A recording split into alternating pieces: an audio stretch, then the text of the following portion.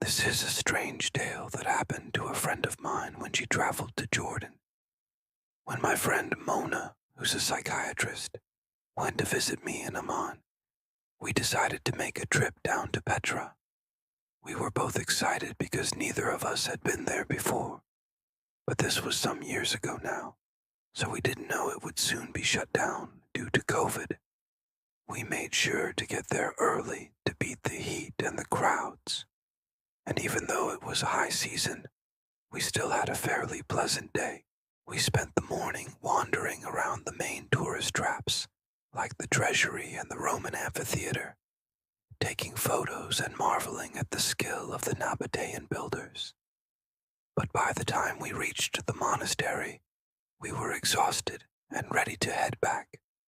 As we started making our way down the mountain, we began to feel like we had the place to ourselves. There were almost no tourists around, and the only sounds were the wind and the distant voices of fellow visitors. As we approached the entrance to the lost city, we stopped for a moment to admire the view. The monastery loomed up above us, silhouetted against the bright blue sky. The Issyk, or gorge, narrowed behind us, promising cool shade and an escape from the relentless sun. It was here, standing at the edge of the ancient world, that I first noticed something strange. Despite the relative quiet, I could hear whispers coming from the rocks. They sounded like the murmur of a crowd, but there was no one around. I couldn't understand what they were saying, but it was clear that they were talking about us. I turned to Mona and asked her if she could hear it too. At first she said she couldn't, but then she started to listen intently. A moment later she nodded slowly and said, "Yes, she heard it too." "I don't want to scare you," I told her, "but I have a feeling we're not alone." She smiled reassuringly and said, "It's probably just the wind. Let's go. The last thing I want is for her to think I'm crazy." We walked on in silence, the whispers growing louder as we approached the entrance to the sick. Now I could make out individual voices, distinct and clear. They were speaking in Arabic, and although I don't understand the language, I could tell they were talking about us. Every now and then, I would catch a word here and there, and most of them were pleasant, but some of them weren't. I heard the word infidel spoken with loathing, and another word that sounded like disbeliever. I shuddered, hoping that whoever was saying these things wasn't looking in my direction. As we rounded a bend in the path, the whispers suddenly stopped. The air grew silent and still.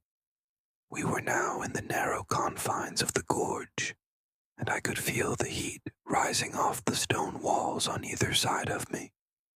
It was here, in this oppressive, windowless space, that I started to see things.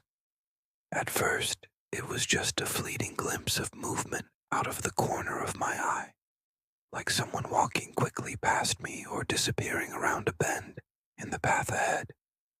But as I turned to look, I saw nothing.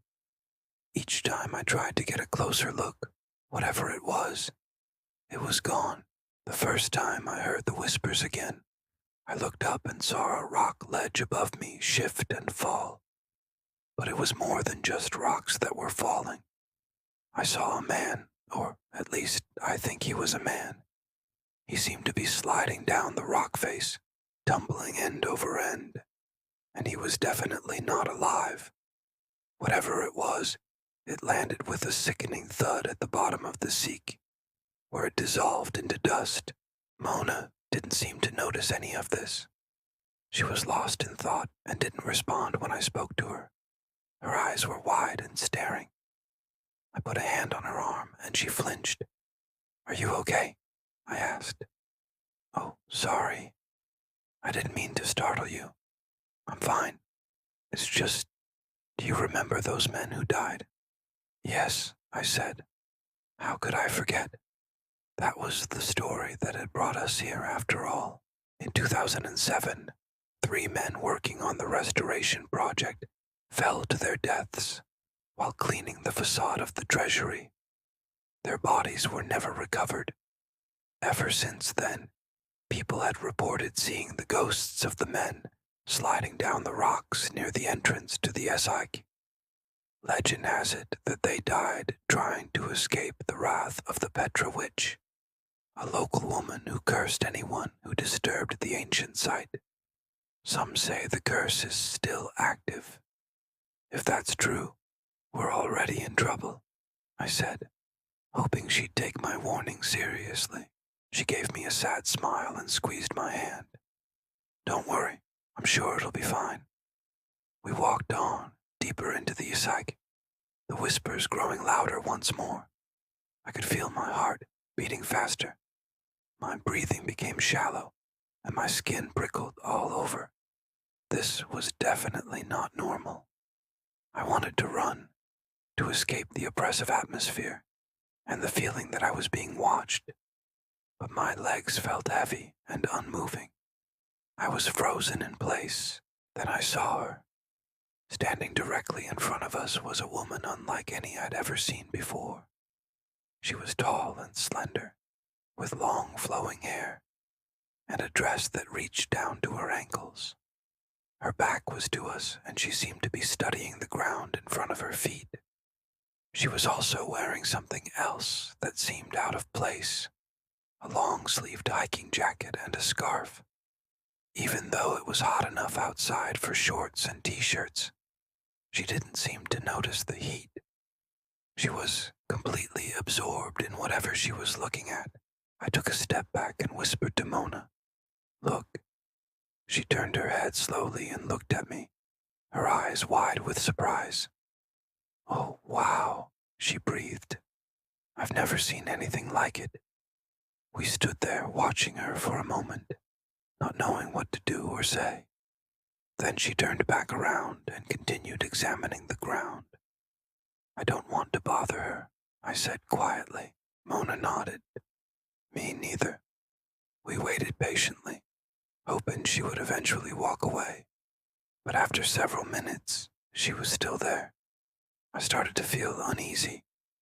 "I don't know about you," I said, "but I'm kinda creeped out. What do you think we should do? Should we try to talk to her?" Mona shook her head. "No, let's just leave her alone." We turned to go, but the second we did, the woman spoke. Her voice was soft, but it carried an undeniable power that made me stop in my tracks. "Why are you here?" she asked, her eyes never leaving the ground. I stammered, trying to come up with an answer. We just wanted to see the monastery." The truth was we had come to see the ghost, and I knew that if she knew what we were doing, she wouldn't be pleased. But instead of answering, I just stared at her feet. I couldn't bring myself to look her in the eye. I had the sudden urge to take off my shoes and socks and lay them out on the ground in front of me. Without asking why, without questioning what I was doing, I did it. And the second my shoes hit the ground, I heard a voice in my head. The voice was raspy and dry, like dead leaves skittering across pavement. "You shouldn't be here." I froze, my heart pounding in my chest. Did she send that message directly to me? Or was it the Petra witch herself? Was she protecting her domain from intruders? But before I could decide if I wanted to stick around to find out, the ghost turned around, and what I saw made me scream and drop to my knees. In front of me stood not a woman, but a skeleton. The bones were bare, bleached white by the sun. I wanted to look away, but I couldn't tear my eyes from the ghastly figure. The skull had no jaw, so its mouth hung open in a silent scream. Its empty sockets burned into me, boring a hole through my brain. But the scariest part was the hands. They were still clutching the hiking poles, the very ones I had dropped when I screamed. How was that possible?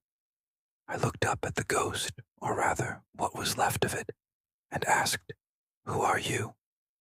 The only reply was the sound of the wind whistling through the rocks. That's all I remember. After that, everything went black. I woke up lying on the ground, my head throbbing. Mona was kneeling beside me, her face pale with worry. "Thank God you're awake," she said, rushing to help me up. "Are you all right? Do you remember what happened?" All I could do was shake my head. "I don't know," I whispered. "All I remember is the ghost. She's gone now, I think, but I can still feel her watching me." Mona didn't reply, but I could tell she didn't believe me. And that's why, whenever I tell this story, people always think I'm crazy. But I swear it's true. We may have gotten away physically, but I'll never forget the feeling of being watched. I'll never forget the eyes that burned into my soul. I'll never forget the ghost of Petra